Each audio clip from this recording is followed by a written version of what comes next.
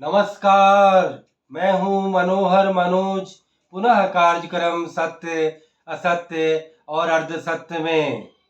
दोस्तों, आज हम बात करेंगे कि अदानी के मामले पर अमेरिकन एजेंसी के द्वारा दिए गए खुलासे पर भारत में मुद्दाए भ्रष्टाचार के फिर से आगमन पर।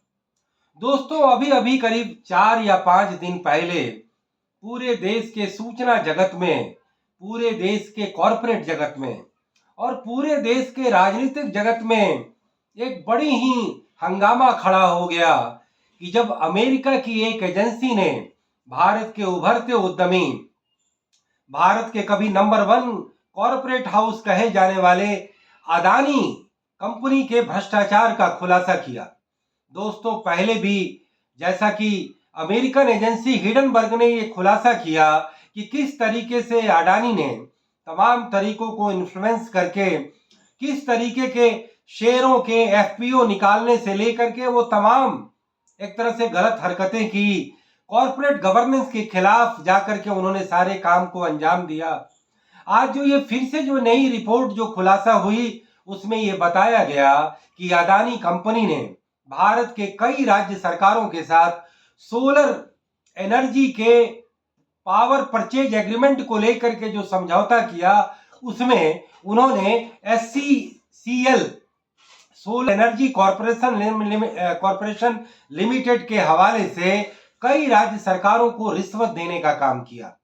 और ये राज्य सरकारें कौन थी? तो ये आंध्र प्रदेश की सरकार थी, तमिलनाडु की सरकार थी, छत्तीसगढ़ की सरकार थी, ओडिशा की सरकार थी और जम्मू कश्मीर के राष्ट्रपति शासित या ये कहें वहां पे LG द्वारा शासित सरकार की तरफ से हुई।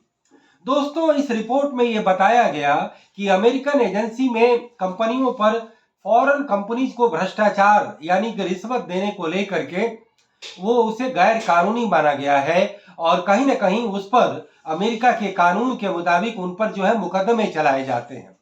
लेकिन चूंकि यह कंपनी अमेरिका की नहीं थी, भारत की थी, तो इस कंपनी का नाम तो नहीं लिया गया, लेकिन भारत के कंपनी के हवाले से अमेरिका के जो शेयर होल्डर हैं या दुनिया के और जो शेयर होल्डर हैं, उनको ये नसीहत दी गई कि इस कंपनी ने फला फला तरीके से रिश्वत दे करके इन्फ्लुएंस करने का काम किया, कहीं ना कहीं बिजनेस लेने का काम किया।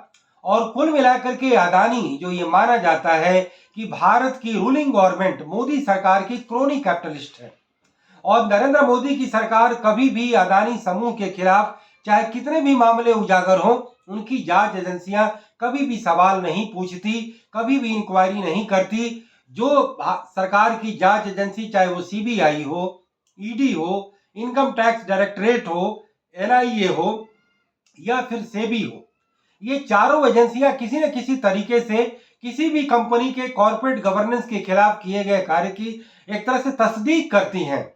उन्हें देखती हैं कि कहां पर नॉर्म्स का उल्लंघन किया गया, कहां पर चीजों को इन्फ्लुएंस करने का काम किया गया, कहां लेवल प्लेइंग फील्ड का जो है उल्लंघन किया गया।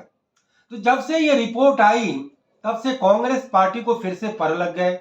कांग्रेस पार्टी जो आमतौर पे करप्शन के मुद्दे पर, क्योंकि देखिए करप्शन एक बहुत बड़ा मुद्दा है और क्रोनी कैपिटलिज्म या कॉर्पोरेट करप्शन उसका एक पार्ट भर है। भारत में हजारों और लाखों तरह के करप्शन के अंजाम दिए जाते हैं। करप्शन की किताबों के लेखक के बतौर मैं ये कह सकता हूं कि भारत में करप्शन एक समुद्र मंथन की तरह का विषय है, जिसमें कि लाखों और करोड़ों जगह अलग अलग तरीके से भ्रष्टाचार को अंजाम दिया जाता है, जो हमारी जीवन शैली बन चुकी है, जो हमारा DNA बन चुका है और पूरे सरकार और राजनीतिक दलों का जो पूरी बिसात है वो कहीं ना कहीं भ्रष्टाचार के आसन पर टिकी हुई है। चाहे चुनाव लड़ना हो या चुनाव में जीतना हो, सरकार चलाना हो, चंदे धारकों के को एक तरह से उनको प्रतिदान देना हो, या वोटरों को ललचाना हो, या अपने अपने कार्यकर्ताओं और अपने अपने समर्थकों को मालामाल करना हो, या अपने असुरक्षा को एक तरह से दूर करके अपने धन और अपने रसूख को बढ़ाना हो। और कुल मिलाकर के जो समाज की जो लालची टेंडेंसी है, जो समाज का शॉर्टकटिज्म तरीका है, जो रातों रात अमीर बनने की लालसा है, जो कानून के फ्लॉज हैं, जो सिस्टम की जो विरूपता है, जो हमारे तंत्र का जो लीकेजेज है उसका फायदा उठा करके तमाम तरीके से भ्रष्टाचार जो है चलायमान है, गतिमान है। और ऐसे में ये क्रोनी कैपिटलिज्म का जो एक साक्षात नमूना अदानी समूह के बारे में जो भारत के पॉलिटिकल नैरेटिव में, पॉलिटिकल गॉसिप में बार बार जिसका जिक्र होता है, यह ठीक है कि कोई एक सटीक और मतलब कि पूरा एक ठोस सबूत नहीं आ पाया और सरकार को किसी न किसी तरीके से घेरा जाता है। क्योंकि जैसे कि कैश फॉर वोट स्कैम हुआ तो उसी तरीके से चंदे के बदले धंधे का भी स्कैम उजागर हुआ। तो ऐसे में वह अदानी जो 2014 के चुनाव में जिसके हवाई जहाज पर बैठकर नरेंद्र मोदी अहमदाबाद से नई दिल्ली को आते हैं, भारत के प्रधानमंत्री के रूप में शपथ लेते हैं और इस बात से गुरेज नहीं करते कि मैं अदानी के हवाई जहाज का मैंने इस्तेमाल किया है। वह अदानी जिसको कि स्टेट बैंक से यदि लोन मिलता है तो नरेंद्र मोदी खुद खड़े होकर एक प्रधानमंत्री के रूप में गारंटर बनने का काम करते हैं और पब्लिकली उसकी तस्वीर दी जाती है। ऐसे में आज जो अदानी का मामला आया है, कांग्रेस पार्टी की बाछें खिल गई हैं। दोस्तों, मैं बताता चलूं कि भारत में नरेंद्र मोदी सरकार या नरेंद्र मोदी जब विपक्ष पर हमला करते हैं तो उनका सबसे बड़ा जो मुद्दा होता है वो भ्रष्टाचार, यानी भ्रष्टाचार के मुद्दे को जरिए वह विपक्ष की पूरी नेमिंग, सेमिंग और ब्लेमिंग करते हैं। वो ये बताते हैं कि आप पार्टी किस तरीके से लीकर स्कैम करती है जो भ्रष्टाचार के आंदोलन की कोख से उत्पन्न होती है, लेकिन वो खुद भ्रष्टाचार करती है। वह बताते हैं कि इंडिया ब्लॉक के हेमंत सोरेन कैसे जमीन के घोटाले में संलिप्त हैं और जेल में जाते हैं। वो बताते हैं कि कर्नाटक में सिद्धारमैया और जो उनके जो दूसरे बड़े पॉलिटिकल वहां के जो स्ट्रॉन्ग लीडर हैं वो किस तरीके से करप्शन के तमाम आरोपों में घिरे हुए हैं। वो बताते हैं कि कांग्रेस पार्टी का इतिहास करप्शन का है, लेकिन विपक्ष यह भी कहता है कि भ्रष्टाचार पर बात करने वाले भारतीय जनता पार्टी के पास सबसे ज्यादा चंदे की रकम क्यों आती है, बीजेपी के पास सबसे ज्यादा महंगे दफ्तर क्यों हैं, देश के 600 जिलों में उनका पूरा नेटवर्क क्यों है। बीजेपी एक कॉर्पोरेट एक तरह से हाउस बन चुकी है जिनके पास इतना चंदा आ चुका है कि वह एक कंपनी की तरह उनके सारे पदाधिकारी रोज हवाई जहाज से सफर करते हैं। उनके चैम्बर किसी बड़े कॉर्पोरेट हाउस के चैम्बर से कहीं कम नहीं लगते।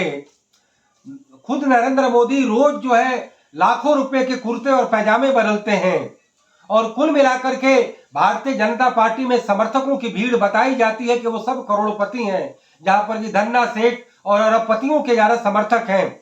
ऐसे में जब करप्शन की बात आती है तो नरेंद्र मोदी सीधे सीधे हवा का रुख विपक्ष की तरफ मोड़ देते हैं और विपक्ष कोई जवाब देने लायक नहीं रहता।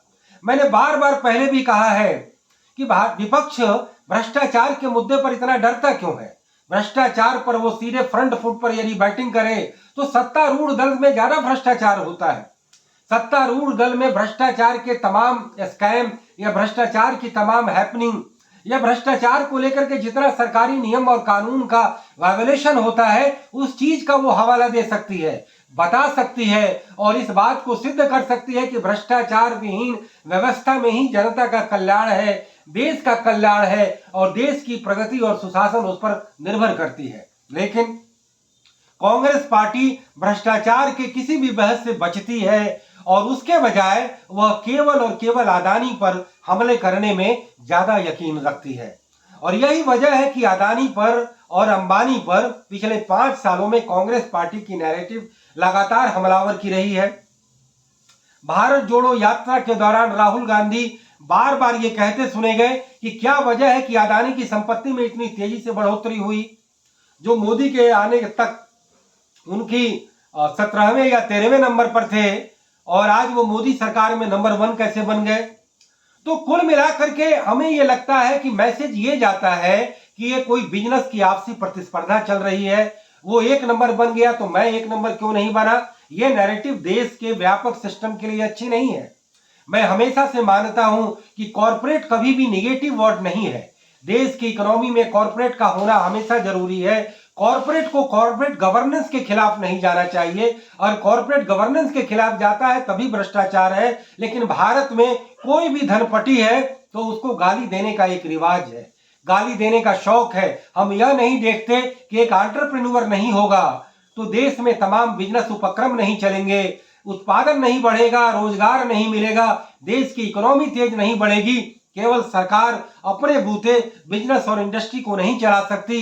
इतिहास इस बात का प्रमाण है कि कैसे व्हाइट एलिफेंट में सरकारी कंपनियां बदल जाती हैं, कैसे वर्क कल्चर नहीं होता, कैसे वो लगातार जो है नुकसान में होती हैं, सरकार की जनता के करों के पैसे की सब्सिडी पर चला करती हैं और वो कहीं ना कहीं एक भारी बोझ बन जाती हैं। ऐसे में प्राइवेट सेक्टर का उदय होना कहीं से गलत नहीं है, लेकिन प्राइवेट सेक्टर और गवर्नमेंट सेक्टर में आपस में कंपटीशन हो, एक रेगुलेटरी अथॉरिटी बने और रेगुलेटरी अथॉरिटी के आधार पर प्राइवेट सेक्टर का आना, फलना और फूलना कहीं से गलत नहीं है। हमने टेलीकॉम सेक्टर में देखा कि कैसे प्राइवेट कंपनियां घोर मुनाफा कमाना तो दूर, वो कंपटीशन में नहीं टिक पाती और 50,000 करोड़ के नुकसान पर चलती हैं। वोडाफोन हमारे सामने एग्जाम्पल है।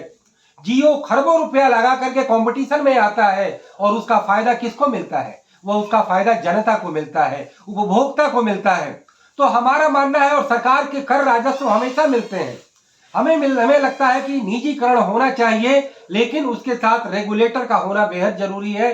लेकिन अभी नरेंद्र मोदी की सरकार जिस तरीके से रेलवे में, जिस तरीके से तमाम योजनाओं में निजी सेक्टर को तो लाती है, लेकिन कोई पॉलिसी लेकर के नहीं आती, कोई उसकी एक पूरा व्हाइट पेपर लेकर के नहीं आती, कोई रेगुलेटर नहीं बनाती। न्यू इकोनॉमिक पॉलिसी के बाद मनमोहन सिंह के काल में और वाजपेयी के काल में तमाम नए रिफॉर्म लाए गए, टेलीकॉम से लेकर के, इंफॉर्मेशन इंडस्ट्री से लेकर के, आईटी इंडस्ट्री से लेकर के तमाम जगह, लेकिन सब जगह रेगुलेटर लाए गए। लेकिन नरेंद्र मोदी की सरकार में दुर्भाग्य से अभी तक कोई रेगुलेटर नहीं लाया गया।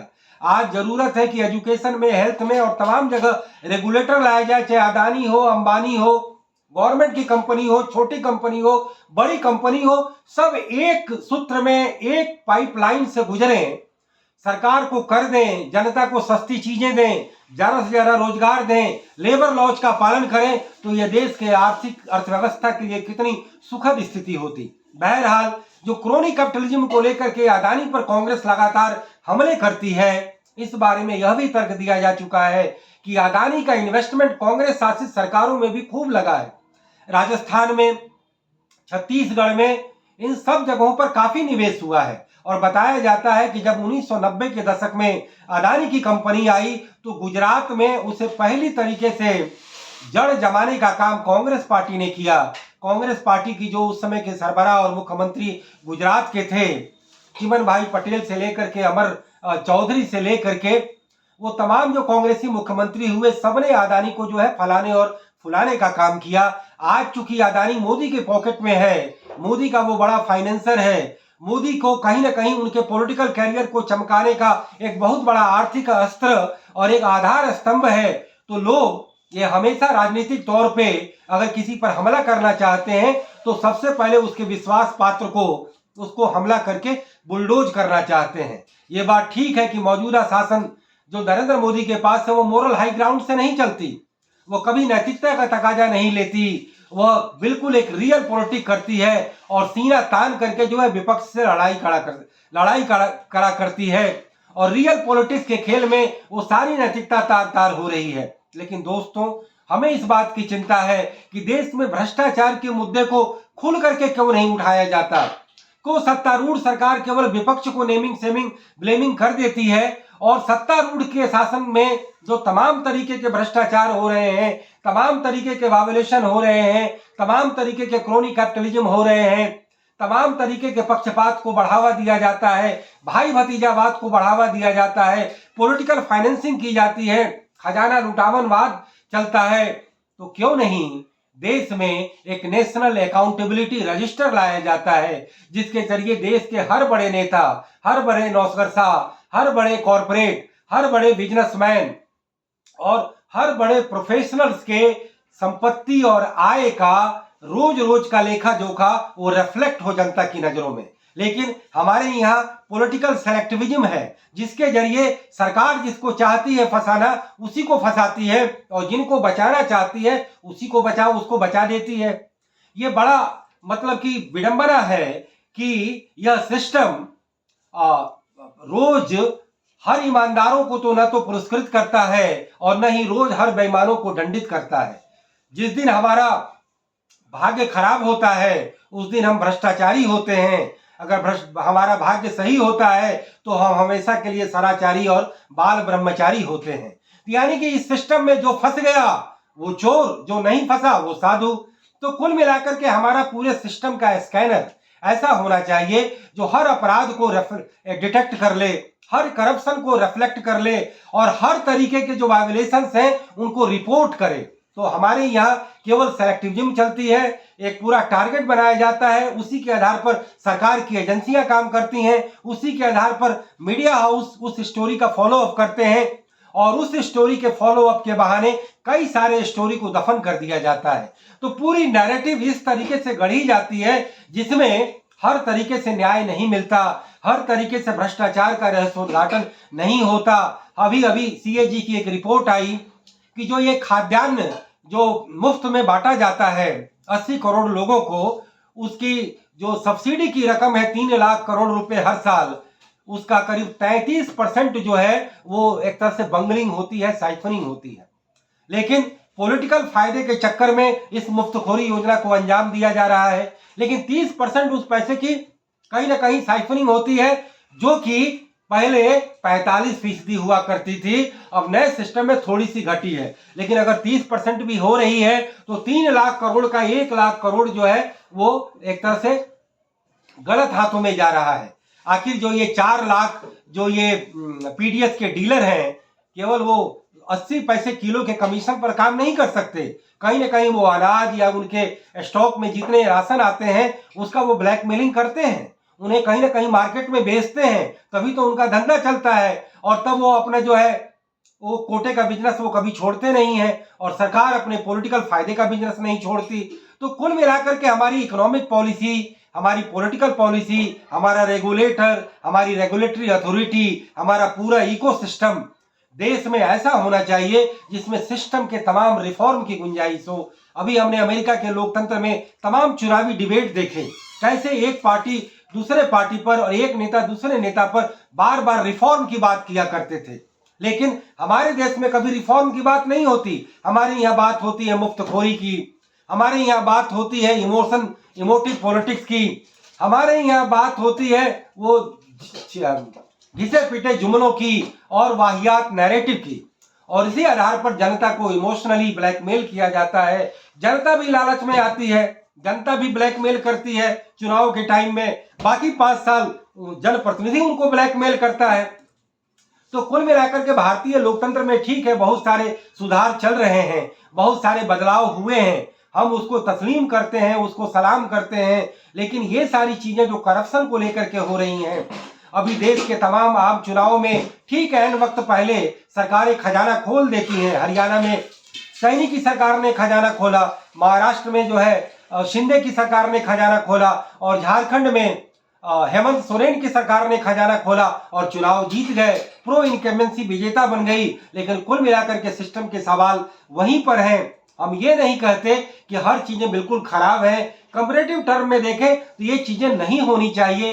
एक बुद्धिजीवी विश्लेषक और एक थर्ड आई के रूप में, एक न्यूट्रल विश्लेषक के रूप में हमारा ये मानना है कि हर रेगुलेटर अपना काम करे, पॉलिटिकल रेगुलेटर चुनाव आयोग के रूप में अपना काम करे, डेमोक्रेसी के रेगुलेटर के रूप में मीडिया निष्पक्ष होकर के काम करे और बाकी जो न्यायालय है वो अपने तरीके से काम करते हैं। लेकिन regulatory authority, level playing field कुछ चीजों के लिए मायने रखते हैं। और अभी अभी अदानी के जरिए देश में जो भ्रष्टाचार का मुद्दा उपजा है, हमें लगता है कांग्रेस पार्टी देश के व्यापक भ्रष्टाचार के मुद्दे को उठाए, न कि वह भी मोदी की तरह सेलेक्टिविज्म करे, भाई भतीजावाद करे, पॉलिटिकल वेंडेटिज्म करे। कांग्रेस पार्टी को चाहिए कि अगर वो सचमुच भविष्य में भारतीय जनता की अगर पुर से अगर विश्वास को जीतना चाहती है तो उसे भ्रष्टाचार और व्यवस्था में सुधार और परिवर्तन के मुद्दे को व्यापक तरीके से उठाना होगा, टुकड़े टुकड़े में चीजों को नहीं लेना होगा। अन्यथा कांग्रेस पार्टी जो अभी स्ट्रगल कर रही है आगे और स्ट्रगल करेगी। और एक mighty party Bharatiya Janata party, जिसके इलेक्शन मशीनरी को कहा जाता है कि वो एक व्यापक मशीन है और उसमें आरएसएस का ऑर्गेनाइजेशनल एक बहुत बड़ा बेस लग गया है, तो वह कहीं ना कहीं हमेशा अपराजय बनी रहेगी और भारतीय लोकतंत्र एक मुखी बना रहेगा और प्रतियोगिता के सही वातावरण से एक तरह से बिल्कुल च्यूत बनकर के रहा रहेगा। तो ऐसे में हमें ये चाहिए कि हर सही को सही, हर गलत को गलत और हर सुधारों के सिलसिला को निरंतर बनाए रखा जाए और परिवर्तनकामी चीजों को पूरे तर्कों के सहारे, पूरे सबूतों के सहारे पूरे सामने जो है उसका पर्दाफाश किया जाए। तो दोस्तों, इसी नोट के साथ मैं अपनी बात समाप्त करता हूं। फिर किसी मुद्दे पर, फिर किसी सवाल पर पुनः बात होगी। इजाजत दीजिए। नमस्कार, जय हिंद, गुड बाय, शब बखैर।